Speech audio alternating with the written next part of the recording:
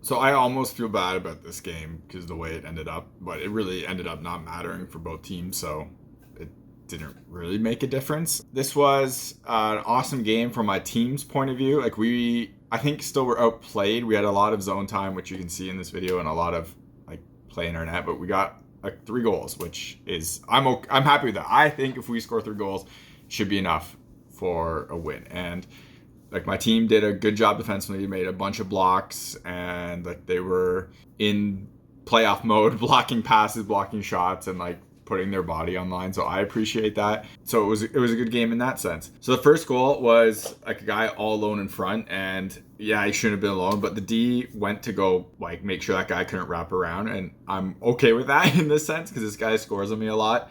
Like some of the previous games, he kind of got like 5 points, and the D got like 99% of that pass, and unfortunately hits the stick, hits the net, goes right to the guy all alone in front. I go like this with my blocker to try to cut off as much as space over there with my stick to above my pad, and it ends up hitting my wrist right here and goes in. So it's kind of disappointing. I don't know if like I would have been reaching anyway, so I don't think that would have made a difference if I didn't turn my blocker face, but that's how that one went in. And then the second one, I was just like, I had to slide over to that guy because if he jammed that one timer, like I had to be there. And then I realized he was going to cut back, so I tried to get my toe on the post, and I just totally missed this post, and I was too far in the net. So when I tried to push off to slide back across the net, I couldn't, and so he just wrapped it around me. So that is what it is. And then the third, it was a goal, but the third goal was like a crazy play that I was going to probably catch, that kind of floater. My teammate rightfully gets that puck out of there, and the guy shoots it and hits my skate and hits the post and stays out. It went in, but there's no way anyone on the ice saw that actually went in the way it did. The gray team on the ice was saying that it hit the back of the net and came out. Guys on my bench said it hit the back of the net and came out. And then guys on the ice from my team said they thought it didn't go in. They thought it just hit 2 posts.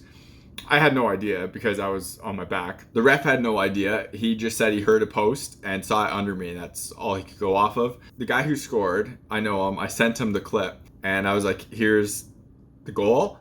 And he watched it back, and right away, he's like, there's no way anyone could call that a goal on the ice. No one saw it. I thought it hit the back of the net, and it wasn't close to hitting the back of the net.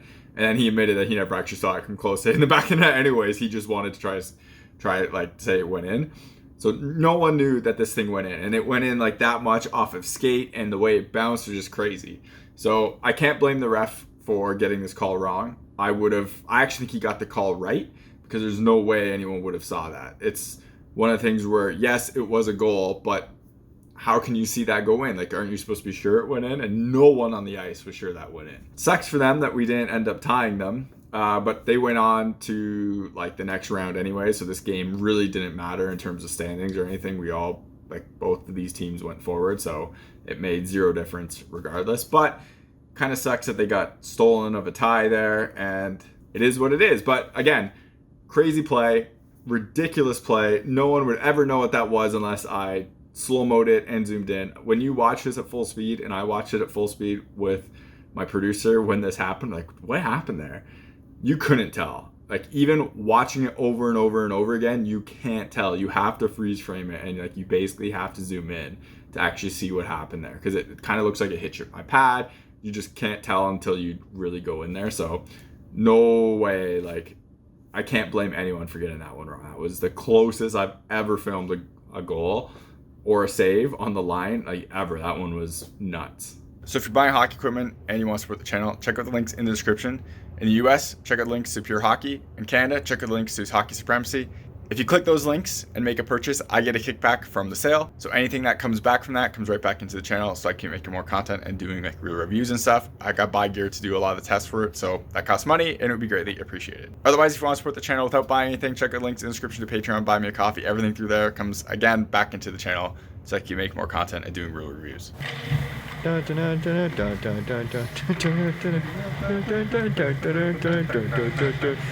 for this?